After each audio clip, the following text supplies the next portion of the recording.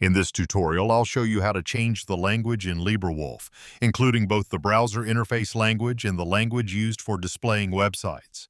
Start by clicking the application menu in the top right corner of LibreWolf, represented by the three horizontal lines, and select Settings.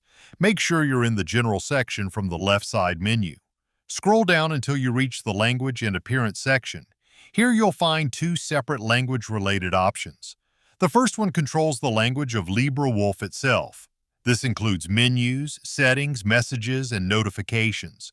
You can change it directly from the drop-down menu, and you can also set an alternative language. Below that, you'll find another option called Preferred Language for displaying pages. This setting controls the language used when websites show content in multiple languages. To change it, click the Choose button. A new window will open where you can see your current preferred languages. If you want to add a new language, click Select a language to add, choose the language you want from the list, and confirm. After adding it, you can reorder the languages to prioritize which one websites should try first when available. Once you're done, click OK to apply the changes and close the language settings window. And that's it! You've now changed both the interface language and the preferred language for websites in LibreWolf.